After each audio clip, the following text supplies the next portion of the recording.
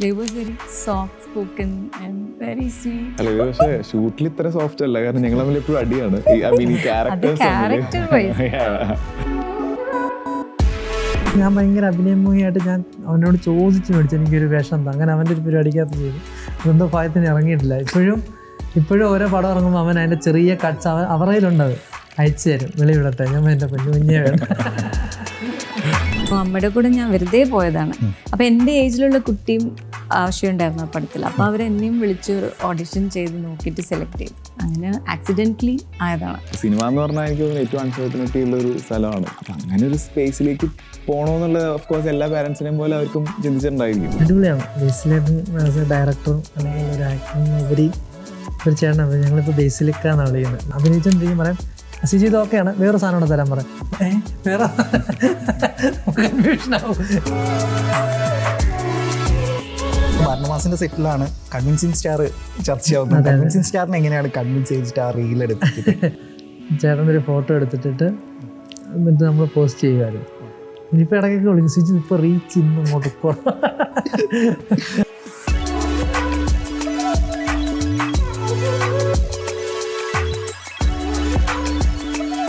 Hi, പരാക്രമം സിനിമയുടെ വിശേഷങ്ങളുമായി നടന്മാരായ ദേവ് മോഹൻ, സിജു സണ്ണി, സംഗീത എന്നിവരാണ് നമ്മുടെ അതിഥികളായി എത്തിയിരിക്കുന്നത്. സ്വാഗതം. ഞാൻ ആദ്യത്തെ ചോദ്യം തന്നെ സംഗീതയോട് ചോദിക്കാമെന്ന് വിചാരിക്കുന്നു. ചിന്താവിഷ്ടയായ ശ്യാമള, ക്രൈം ഫയൽ പോലെയുള്ള കരിയറിലെ ഏറ്റവും പീക്ക് ടൈമിൽ നിൽക്കുന്ന സമയത്താണ് മലയാള സിനിമയിൽ നിന്ന് മാറുന്നത്. പിന്നീട് ഒരു 10-12 വർഷത്തിന് ശേഷം ഒരു സിനിമയിൽ തിരിച്ചു വരുന്നു. ആ സിനിമ എന്തുകൊണ്ടോ വർക്കായില്ല. പക്ഷേ അതിനുശേഷം വന്ന് തിരിച്ചുവരവിലെ ഫിലിമോഗ്രഫി നോക്കുന്ന സമയത്ത് വളരെ ഇൻട്രസ്റ്റിംഗ് ഫേസിലൂടെയാണ് ഇപ്പം സംഗീതം കടന്നു പോകുന്നതെന്ന് എനിക്ക് തോന്നിയിട്ടുണ്ട്. ചാവേർ വരുന്നു, ആനന്ദ് ശ്രീബാല വരുന്നു, ഏറ്റവും ഒടുവിൽ പരാക്രമം വരുന്നുണ്ട്. ഈ പരാക്രമത്തിലെ ക്യാരക്ടറും ടീച്ചറെ ഞാൻ കണ്ടു. ടീച്ചർ കണ്ടപ്പോഴും കുറച്ചൊരു ക്യൂരിയോസിറ്റി ഉണ്ടാക്കുന്ന ഒരു കഥാപാത്രമാണ്. ഈ സിനിമയുടെ കഥ സംവിധായകൻ ആയിട്ട് എത്തിയപ്പോൾ എന്താണ് സംഗീതനെ എക്സൈറ്റ് ചെയ്യിപ്പിച്ചത്? ഫസ്റ്റ് അതിൻ്റെ ഒരു ക്യാപ്സ്യൂളായിട്ട് എനിക്ക് പറഞ്ഞത് തന്നെ എനിക്ക് അട്രാക്റ്റായി. ഒരു bullied child may wait to grow up as a man, അങ്ങനെയായിരുന്നു. So bullied child waits to become a man. അപ്പോൾ ഇറ്റ് ഹാസ് ഗോട്ട് സംതിങ് അല്ലേ. അപ്പോൾ അതെന്താണെന്നൊരു ആഗ്രഹം ഉണ്ടായിരുന്നു. നമ്മൾ യൂഷ്വലി കാണുന്ന ഇങ്ങനെ ഒരു different kinds of movie regular നമ്മളുടെ ലൈഫിൽ നടക്കുന്നതാണ്, എന്നാൽ നമുക്കത് എപ്പോഴും അത് കാണാൻ ഇഷ്ടമുള്ളതാവും. അങ്ങനത്തെ ഒരു കണ്ടന്റ് ആയിരുന്നു. So I thought why not. ഇപ്പം ആനന്ദ് ശ്രീബാല വരുന്നുണ്ട്, പരാക്രമം വരുന്നുണ്ട്. പക്ഷേ ഇതിൽ രണ്ടിലും നായകൻ്റെ അമ്മവേഷമാണെങ്കിൽ പോലും ഇത് രണ്ടും ഇപ്പം ആനന്ദ് ശ്രീബാലയുടെ ഒരു ക്യാരക്ടറിൻ്റെ ഒരു ആർക്കിൽ നിന്ന് എൻ്റെ വ്യത്യസ്തമാണ് ഇത് എന്നാണ് ഇതിൻ്റെ സിനോപ്സിസും അതേപോലെ ടീച്ചറും കണ്ട സമയത്ത് തോന്നിയിട്ടുള്ളത്. ഈ രണ്ട് അമ്മവേഷങ്ങൾ എങ്ങനെയാണ് വ്യത്യാസപ്പെടുന്നത് പറയാൻ പറ്റുന്ന കാര്യങ്ങൾ? അതെ, രണ്ടും ആക്ച്വലി സിമിലർ എന്ന് പറഞ്ഞാൽ സ്ട്രോങ് ആണ്, പക്ഷെ in a different way. So this Savitri in Parakramam is she strong, independent, refuse to compromise even with her husband, അങ്ങനെയാണ്. അതിലും ഭയങ്കര ഒരു സ്ട്രോങ് ലേഡിയാണ്. So entirely different but still strong lady. ദേവിൻ്റെ ഒരു ക്യാരക്ടർ ഇതുവരെ കണ്ടിട്ടുള്ളത് ഒരു അത്യാവശ്യം ദൈവിക പരിവേഷമൊക്കെയുള്ള ഒരു സൂഫി, അതേപോലെ ദുഷ്യന്തനാവുന്നു. ഇടയ്ക്ക് 12 വരുന്നുണ്ടെങ്കിൽ പോലും അതിലും ഒരു മിസ്റ്റീരിക് അല്ലെങ്കിൽ കുറച്ച് ദൈവികത ഉള്ള ഒരു കഥാപാത്രമൊക്കെ ആയിട്ട് വരുന്നത്. അതിൽ നിന്ന് എൻറ്റയർലി ഡിഫറെൻ്റ് ആയിട്ടുള്ള ഒരു ക്യാരക്ടറാണ് ഈ പരാക്രമത്തിലേക്ക് വരുമ്പോൾ ടീച്ചറിലൊക്കെ കാണാൻ പറ്റുന്നത്. അല്ല, ഉത്തരം തന്നെയാണ്. ഓൾറെഡി ആ ക്വസ്റ്റിനിൽ ആ ഉത്തരമുണ്ട്. കാരണം ഈ പറഞ്ഞ പോലെ ഒരു മിസ്റ്റിക്കൽ സ്വഭാവമുള്ള ക്യാരക്ടേഴ്സാണ് ബാക്കി 3 സിനിമയിലും ഉണ്ടായിരുന്നത്. അപ്പോൾ അതിന് ഡിഫറെൻ്റ് ആയിട്ടുള്ള ഒരു സിനിമ ചെയ്യണം, കുറച്ചൊരു ഇപ്പോഴത്തെ ഒരു എനർജിയിലുള്ള ഒരു സിനിമ ചെയ്യണം എന്ന് എനിക്ക് ഇപ്പോഴും ഉണ്ടായിരുന്നു. ഒരു ഫ്രണ്ട്സൊക്കെ ആയിട്ട് അടിച്ചു വിളിക്കുന്ന ഒരു സിനിമ ബേസിക്കലി പറയാനായിട്ട്. അപ്പോൾ അങ്ങനെ ഇരിക്കുമ്പോഴാണ് അർജുൻ, ഇതിൻ്റെ ഡയറക്ടർ, എന്നോട് ഈ ഒരു സബ്ജക്റ്റ് പിച്ച് ചെയ്യുന്നത്. പക്ഷേ മാമിനോട് പറഞ്ഞ രീതിയിലല്ല. കാരണം അത് കേൾക്കുമ്പോൾ എനിക്ക് ഇങ്ങനെയായിരുന്നു നമ്മുടെ സിനിമ. ശരിക്കും അതാണ് അതിൻ്റെ ഒരു വെരി ബേസിക് വൺ ലൈൻ. അപ്പോൾ അർജുൻ എനിക്ക് ഡയറക്റ്റ് സ്ക്രിപ്റ്റ് അയക്കുകയാണ് ചെയ്തത്. അപ്പോൾ അത് വായിച്ചപ്പോൾ ഒരു എൻഡ് ടു എൻഡ് സിനിമ കാണാൻ പറ്റി. സോ അതിൽ ഞാൻ ഒട്ടും ചെയ്യാത്തൊരു ക്യാരക്ടറാണ്. ഞാൻ കുറച്ച് സിനിമ ചെയ്തിട്ടുള്ളൂ, എങ്കിലും അതിൽ നിന്ന് വളരെ വ്യത്യാസമായിട്ടുള്ള ഒരു മിസ്റ്റിക്കൽ സ്വഭാവം ഒന്നുമില്ല. ഒരു സാധാരണ ഒരു ടീനേജറുടെ എല്ലാ പ്രശ്നങ്ങളുള്ള ഒരു ക്യാരക്ടറാണ്. അപ്പോൾ അത് തന്നെയാണ് എന്നെ എക്സൈറ്റ് ചെയ്തത് ചെയ്യാനായിട്ട്. എനിക്ക് തോന്നുന്നു ഇതിൽ കുറച്ചും കൂടി റോ ആയിട്ടുള്ള ഫൈറ്റും സംഭവങ്ങളും ഒക്കെ വരുന്നുണ്ട്. ഇത് നമ്മളൊക്കെ കടന്നു പോയിട്ടുള്ളൊരു സ്റ്റേജും ആ ഒരു സ്പേസുമാണ് ഇത് എക്സ്പ്ലോർ ചെയ്യുന്നത്. ബാക്കി സിനിമകൾക്കൊക്കെ വേറെ നേരത്തെ ഞാൻ ഉപയോഗിച്ച വാക്ക് തന്നെയാണ്, ഒരു മിസ്റ്റിക്കൽ സ്വഭാവമുണ്ട്. നമ്മുടെ റിയൽ ലൈഫിൽ നിന്നും കുറച്ച് മാറിയിട്ടുള്ള ഒരു സ്പേസ് ആണ് അതൊക്കെ. പക്ഷെ ഇത് നമ്മൾ ആ ഏജ് കടന്നു പോയിട്ടുള്ളവർ പാസ് ചെയ്ത് കഴിഞ്ഞതും ഇപ്പം അവിടെ ഉള്ളവർ അനുഭവിക്കുന്നതായ കാര്യങ്ങൾ തന്നെയാണ്. അപ്പം അതിന് ഭയങ്കര റിലേറ്റബിൾ ആയിട്ടുള്ള ഒരു സ്പേസ് ആയിട്ടാണ് എനിക്ക് തോന്നിയത്. അതാണ് ഞാൻ ഇതിലേക്ക് വരുന്നത്. സിജുവിനെ സിനിമകളിൽ കാണുന്നുണ്ട്, പക്ഷെ എനിക്ക് പേഴ്സണലി നമ്മൾ തമ്മിൽ ഒരു പരിചയമില്ല, പക്ഷെ എന്നാൽ പോലും നമ്മുടെ ഒരു അടുത്ത സുഹൃത്ത്, ഒരു കൂട്ടുകാരൻ, ഒരുപാട് നാളായിട്ട് പരിചയമുള്ള ഒരാൾ സിനിമയിൽ വന്ന് നമ്മളത് എക്സൈറ്റോടെ കാണുന്ന പോലെയാണ് ഈ സിജുവിൻ്റെ കഥാപാത്രങ്ങളെ കാണുമ്പോൾ തോന്നാറില്ല. കാരണം സിനിമയിൽ വരുന്നതിന് മുമ്പുള്ള കോണ്ടന്റ് വീഡിയോസ് നമ്മൾ കാണുന്നുണ്ട്, അതിൽ നിന്ന് സിനിമയിലേക്ക് വരുന്നതും ടിവിൻ പോളിയുടെ ഹിറ്റായിട്ടുള്ള ഡയലോഗ് പറയുകയാണെങ്കിൽ ഒറ്റയ്ക്ക് വഴി തെറ്റി വന്നവനാടാ എന്ന് വേണമെങ്കിൽ ഏറ്റവും ആപ്റ്റ് ആയിട്ടുള്ള ഒരാളുകളിൽ ഒരാളാണ് സിജു. വാഴയാണ് ഇതിന് മുൻപ് ഇറങ്ങിയത്. അതേ ടീമിൻ്റെ കൂടെ, ഐ മീൻ കൂടെ ഉണ്ടായിരുന്ന ജോമോനും സിജു, അമിത്തിൻ്റെ ക്യാരക്ടറും കൂടി നിങ്ങൾ 3 പേരും വീണ്ടും ആവർത്തിക്കുന്ന ഒരു സിനിമയും കൂടിയാണിത്. സോ പരാക്രമം എങ്ങനെയാണ്, എന്താണ് സിജു? പരാക്രമത്തിനകത്ത് നായകൻ്റെ കൂട്ടുകാരനാണ്, പക്ഷേ വാഴയിലെ പോലെയുള്ളൊരു കൂട്ടുകാരനല്ല. നമുക്കും കാണും ചില ഈ നമ്മുടെ ഫ്രണ്ട്സാണ്, നമ്മൾ ചിലപ്പോൾ ഡിസിഷൻ അനുസരിക്കുന്ന, നമ്മൾ പറഞ്ഞാൽ കേൾക്കുന്ന ചില അങ്ങനൊരു ഫ്രണ്ടും സുഹൃത്തുക്കളാണ് ഞങ്ങൾ തമ്മിൽ. പിന്നെ ഇതൊരു എന്താ കോളേജ് മാത്രമല്ല, ഫാമിലി, അച്ഛൻ മകൻ, അമ്മ മകൻ, 2 സുഹൃത്തുക്കൾ, ഇങ്ങനെ എല്ലാം കൂടെ ചേർന്നിട്ടുള്ളൊരു ഫുൾ കോമഡി ഉള്ളൊരു സബ്ജക്റ്റ് അല്ല ഇത്. ഇതിനകത്ത് എല്ലാ ഇമോഷൻസും ഉണ്ട്. അപ്പോൾ അങ്ങനെ ഒരു പരിപാടിക്കകത്ത് എനിക്കും കുറച്ച് വ്യത്യസ്തമായിട്ടുള്ള പരിപാടികളൊക്കെ ചെയ്യാൻ പറ്റിയിട്ടുണ്ടെന്ന് തോന്നുന്നു. എപ്പോഴാണ് ഇതിൻ്റെ ഒരു ഡിസ്കഷൻ? ഈ വാഴയുടെ സമയത്താണോ അല്ലെങ്കിൽ അതിന് ഗുരുവായൂരമ്പല നടയുടെ ബ്രേക്ക് സമയത്താണ് എനിക്ക് ഇങ്ങനൊരു സബ്ജക്റ്റ് ഉണ്ടെന്ന് പറഞ്ഞ് വരുന്നത്. പരാക്രമം എന്ന സബ്ജക്റ്റ് ഉണ്ട്, അത് കേൾക്കുന്നു. അന്ന് ഞാനത് കമ്മിറ്റ് ആവുന്നു. അന്നും ഈ സെയിം ജോമോനും അമിത്തൊക്കെ ആയിരുന്നു.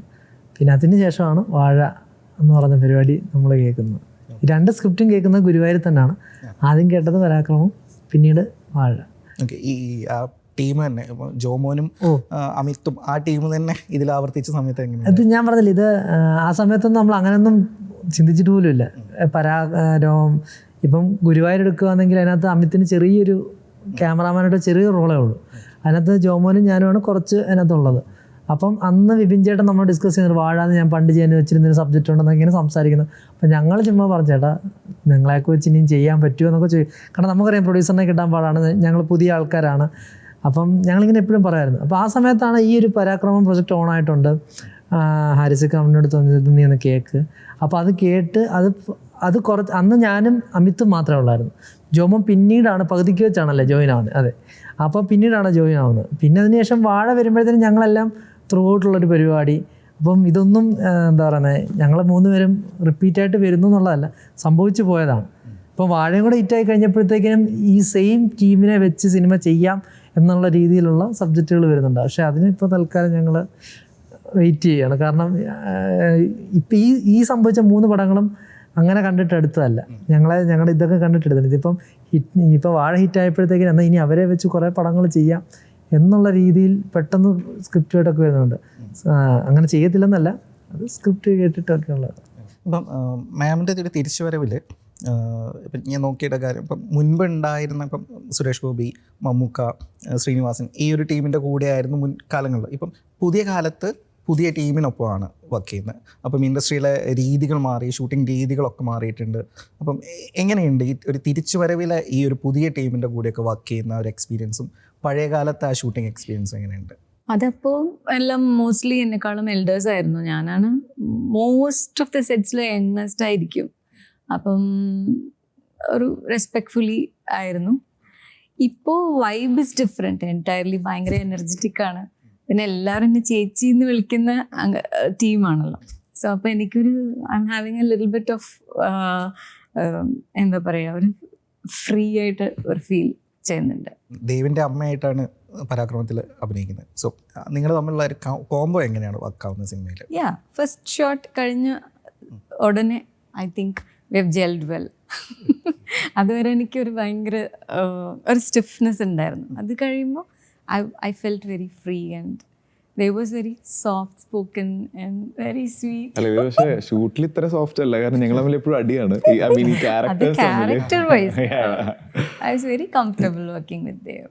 ദേവ് മോഡലിംഗ് എന്നാണ് സിനിമയിലേക്ക് വരുന്നത്.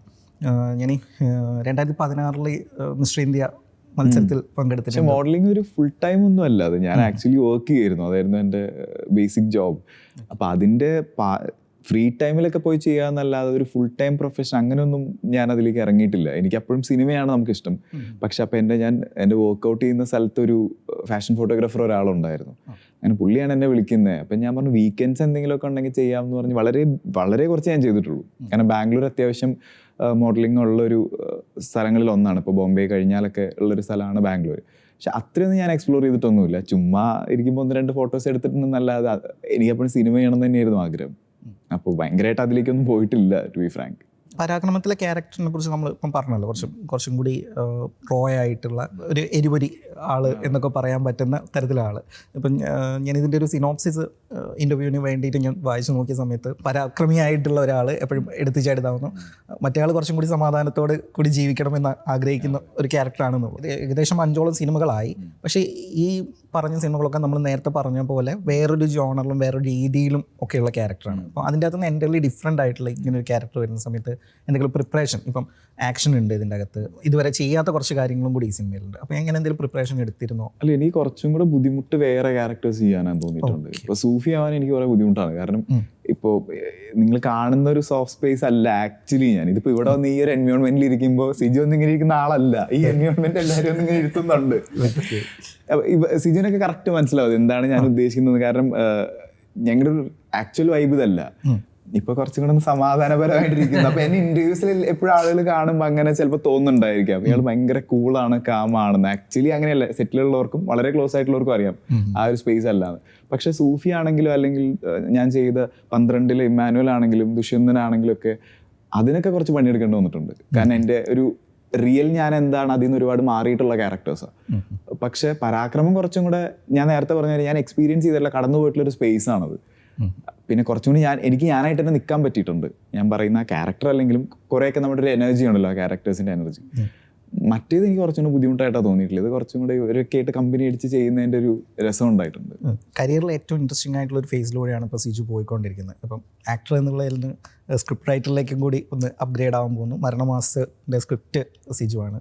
സോ മരണമാസം എവിടെ വരെ എത്തിയിട്ടുണ്ട്? മരണമാസം ലാസ്റ്റ് സ്റ്റേജിലാണ് ഷൂട്ടിങ്ങിൻ്റെ. അതിനിപ്പോൾ 2-3 ദിവസം കൂടെ ഉള്ളൂ. ഈ സിനിമയിലേക്ക് വരുന്ന സമയത്തെ ഇപ്പം ആക്ടിങ്ങിലേക്കാണ് വരുന്നത്. അപ്പോൾ ഇതിന് മുൻപ് തന്നെ ആക്ടിങ് ആയിരുന്നോ, അതല്ലെങ്കിൽ സിനിമയുടെ മറ്റ് മേഖലകൾ എക്സ്പ്ലോർ ചെയ്യണം അങ്ങനെ എന്തെങ്കിലും ആഗ്രഹം ഉണ്ടായിരുന്നോ? ഇല്ല, ഞാൻ ആക്ടിങ് ആയിരുന്നു ആഗ്രഹം. അപ്പോൾ എൻ്റെ ഫ്രണ്ട് ഒരു ഷോർട്ട് ഫിലിം ചെയ്തായിരുന്നു. അപ്പോൾ ഷോർട്ട് ഫിലിമിൻ്റെ ഔട്ട് കണ്ടിട്ട് അവൻ പറഞ്ഞു തൽക്കാലം ഇനി അഭിനയിക്കണ്ട. പക്ഷെ അന്ന് ഞാൻ കഥകൾ ഡിസ്കസ് ചെയ്യായിരുന്നു. അങ്ങനെ സ്ക്രിപ്റ്റായിട്ടൊന്നല്ല, ചെറിയ 3 മിനിറ്റുള്ള ചെറിയ അന്ന് കുറേ വർഷം മുമ്പ് അങ്ങനെ ഉണ്ടായിരുന്നല്ലോ 3 മിനിറ്റുള്ള ഷോർട്ട് ഫിലിം, അങ്ങനെയുള്ള പരിപാടികളൊക്കെ ഉണ്ട്. അപ്പോൾ അങ്ങനെ ഡിസ്കസ് ചെയ്യുമായിരുന്നു.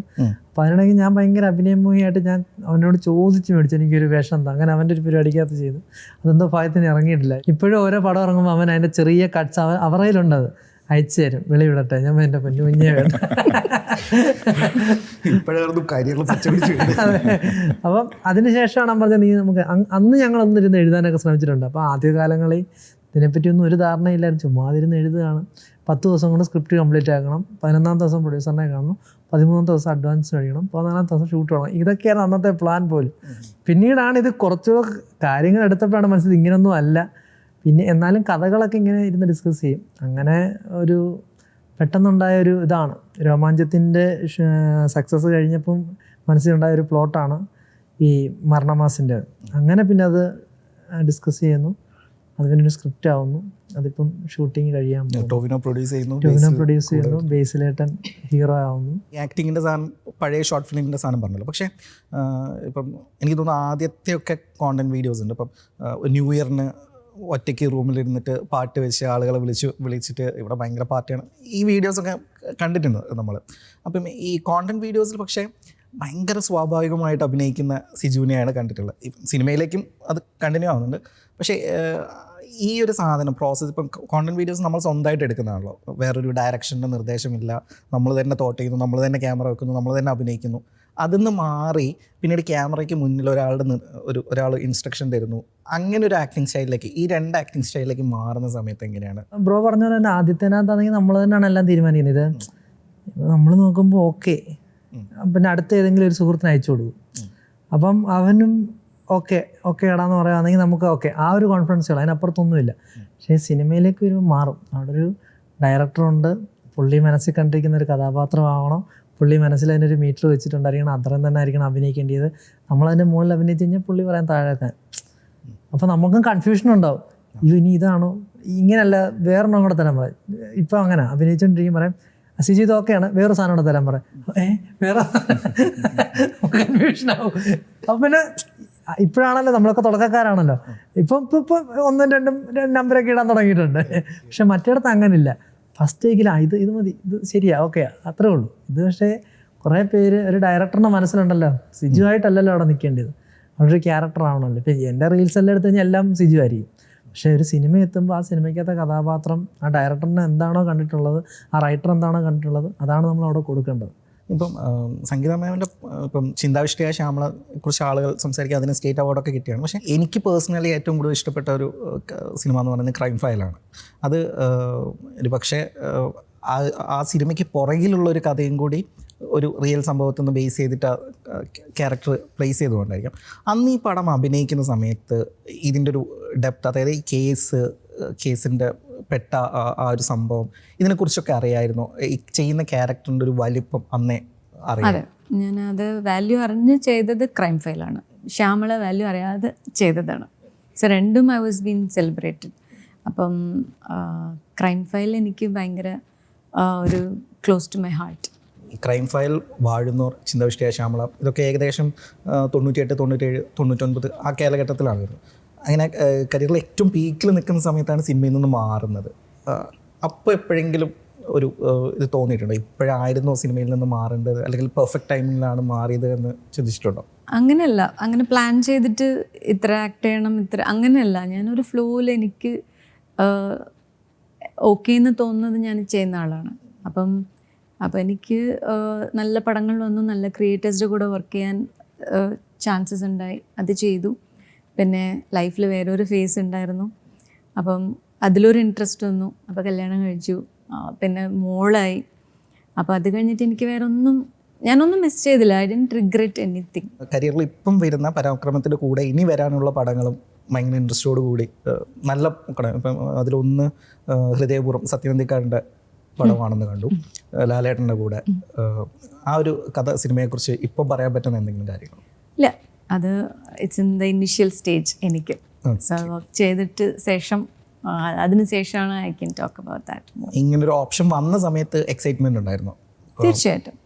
സത്യൻ സാറുടെ പടം ഞാൻ ഏർലിയർ ഡേയ്സിൽ മിസ് ചെയ്തതാണ്. സത്യൻ സാറുടെ പടം ചെയ്തില്ലല്ലോ എന്ന് മൈൻഡിലുണ്ടാവുമല്ലോ നമുക്ക്. എനിക്ക് മോസ്റ്റ്ലി ഞാൻ ക്രിയേറ്റേഴ്സിൻ്റെ ആർട്ടിസ്റ്റാണ്. അപ്പോൾ എനിക്ക് ചില ക്രിയേറ്റേഴ്സിൻ്റെ കൂടെ ചെയ്യാതെ പോയത് എപ്പോഴും തോന്നും അങ്ങനെ. അപ്പോൾ ഇപ്പോൾ സത്യൻ സാർ എന്നോട് ഫോണിൽ വിളിച്ചപ്പോൾ ഭയങ്കര സന്തോഷമായി. ഈ സിനിമയിലേക്കുള്ള വരവ് എങ്ങനെയായിരുന്നു? എനിക്ക് തോന്നുന്നു കോട്ടക്കലാണ് വീടെന്ന് ഒക്കെ തോന്നുന്നു. സോ അവിടെ നിന്ന് എനിക്ക് തോന്നുന്നു കൊച്ചി, തിരുവനന്തപുരം ഒക്കെ ബേസ് ചെയ്ത് സിനിമ നടന്നുകൊണ്ടിരിക്കുന്ന സമയത്താണ് മാം സിനിമയിലേക്ക് വരുന്നത്. ആക്ച്വലി കോട്ടക്കൽ അച്ഛൻ്റെ സ്ഥലമാണ്, അമ്മ പാലക്കാട്. പക്ഷേ അച്ഛൻ വളരെ ഏർലി പീരീഡിൽ തന്നെ ചെന്നൈ വന്ന് സെറ്റിലാണ് ആയതാണ്. അപ്പോൾ അമ്മയുടെ സ്കൂളിംഗ് തന്നെ ചെന്നൈയിലാണ്.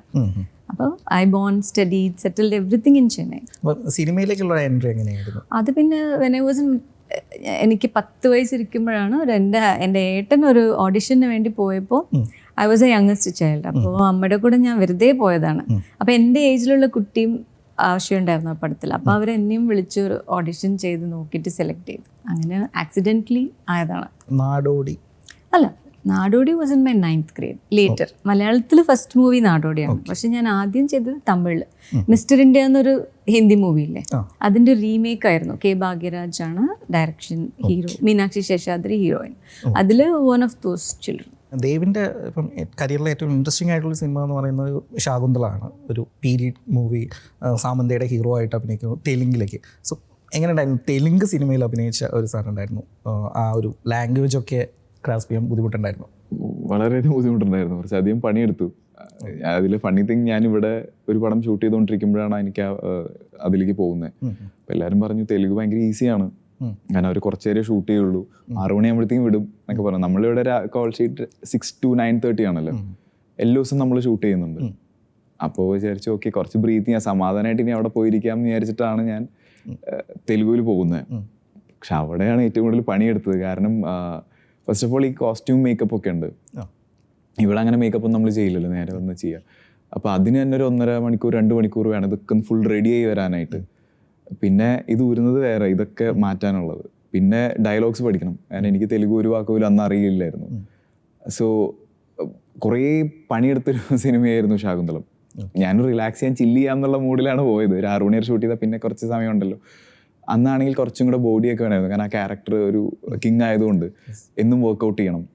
സോ അവിടെയും ഈ പറഞ്ഞ 9:30 വരെ ഷൂട്ട് ചെയ്യുമായിരുന്നു. അത് കഴിഞ്ഞ് വർക്കൗട്ട് ചെയ്യണം. നെക്സ്റ്റ് ഡേ അഗെയിൻ നാളേക്കുള്ള സീൻസിൻ്റെ ഡയലോഗ് പഠിക്കണം. എനിക്ക് പ്രോംപ്റ്റിങ് അങ്ങനെ എനിക്ക് ബുദ്ധിമുട്ടാണ് ക്യാച്ച് ചെയ്യാനായിട്ട്. അപ്പോൾ ഞാൻ തന്നെ ബൈഹാർട്ട് ചെയ്യണം. സോ ഭയങ്കര ഒരു ടയറിങ് ഷൂട്ടിംഗ് ആയിരുന്നു ആക്ച്വലി, ഒരു 6-7 months. അപ്പോൾ എക്സ്പീരിയൻസ് കേൾക്കുമ്പോൾ ഭയങ്കര കുറേ പഠിക്കാനും പറ്റി. അതുകൊണ്ട് കുറേ കാര്യങ്ങൾ നമ്മൾ പഠിക്കാൻ പറ്റിയ ആ സമയത്ത്. പക്ഷെ ഭയങ്കര ടയറിങ് എക്സ്പീരിയൻസ് ആയിരുന്നു. കുറേ ടയർഡായിരുന്നു ആ സമയത്ത് ഷൂട്ട് ചെയ്യുന്ന സമയത്തൊക്കെ. സാമന്തയുടെ കൂടെയാണ് അഭിനയിക്കുന്നത്. അപ്പം സാമന്ത മലയാള സിനിമ സ്ഥിരമായിട്ട് കാണുന്ന, മലയാള സിനിമയെക്കുറിച്ച് സംസാരിക്കുന്ന ഒരാളാണ്. സോ അത്തരം എന്തെങ്കിലും ചർച്ചകൾ നിങ്ങൾ അല്ല, ഭയങ്കര അപ്ഡേറ്റഡ് ആണ് പുള്ളിക്കാരി. എനിക്ക് തോന്നുന്നു കുറേ സിനിമ കണ്ടിട്ടുള്ള ഒരാൾ തന്നെയാണ്. മലയാളത്തിലെ ഒരുവിധം സിനിമകളെല്ലാം എനിക്ക് തോന്നുന്നു ഉയരെ ഒക്കെ കണ്ടിട്ടുണ്ട്. എന്നിട്ട് അതിൻ്റെ ഡയറക്ടർ മനു അശോകൻ ഒക്കെ അറിയാം. കാരണം അത് മനുഷ്യൻ ഈ അടുത്താണ് എന്നോട് ഇങ്ങനെ പറഞ്ഞത്, ഞാനൊരു വെബ് സീരീസ് ചെയ്ത സമയത്ത്. അപ്പോൾ അത് ചെയ്യാനൊക്കെ പ്ലാൻ ഉണ്ടായിരുന്നു ആ സമയത്ത്. അപ്പോൾ എനിക്ക് തോന്നുന്നു എല്ലാ സിനിമകളും അപ്ഡേറ്റഡ് ആണ്. ഐ മീൻ നോട്ട് മലയാളം മാത്രമല്ല, എല്ലാ ലാംഗ്വേജിലും അവർക്കറിയാം. അപ്പോൾ അങ്ങനത്തെ നല്ല സിനിമകൾ ഞങ്ങൾ സംസാരിക്കാറുണ്ട്.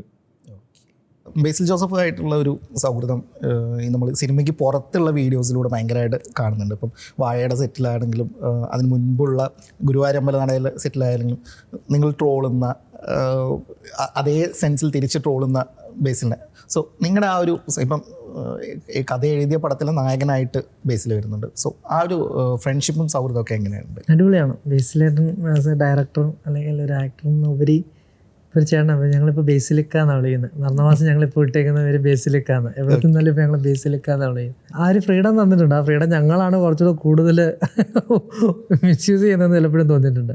ബേസിലേട്ടൻ എവിടെ ചെന്നാലും ഞങ്ങൾ മറ്റേ 2 സൈഡിലും ബോഡി ഗാർഡായിട്ടൊക്കെ നിന്ന് സ്റ്റേജിൽ കയറ്റി വിടുക, ബഹളം വെക്കുക. അത് ബേസിലേട്ടനും ആഘോഷിക്കുന്നുണ്ട്, ഇഷ്ടപ്പെടുന്നുണ്ടെന്ന് തോന്നുന്നു. അതുകൊണ്ടാണല്ലോ. പിന്നെ അപ്പോൾ അഭിനയിക്കുമ്പോഴാണെങ്കിലും നമ്മുടെ അടുത്തൊക്കെ വന്നവരെന്നൊക്കെ പറഞ്ഞു തരും. കാരണം ഇത്രയും ഡയറക്ടറോട് ആയതുകൊണ്ട് നീ ഇങ്ങനെ കാര്യങ്ങൾ ഇട്ട് കഴിഞ്ഞാൽ ചിലപ്പം നന്നാവും. അപ്പോൾ അങ്ങനെയൊക്കെ നമ്മളെ സഹായിക്കാറുണ്ട്. അടിപൊളിയാണ്. ഒരു ചേട്ടനെ പോലൊക്കെയാണ്. ഓക്കെ. ഇപ്പം എനിക്ക് തോന്നുന്നു മരണമാസിൻ്റെ സെറ്റിലാണ് കൺവിൻസിങ് സ്റ്റാർ ചർച്ചയാവുന്നത്. കൺവിൻസിങ് സ്റ്റാറിനെ എങ്ങനെയാണ് കൺവിൻസ് ചെയ്തിട്ട് ആ റീൽ എടുപ്പിക്കുന്നത് സുരേഷ്? അത് സുരേഷൻ ഈ സമയത്ത് ഇൻസ്റ്റയിൽ അക്കൗണ്ട് ഉണ്ട്, പക്ഷേ അത്ര ആക്റ്റീവ് ഒന്നുമല്ല.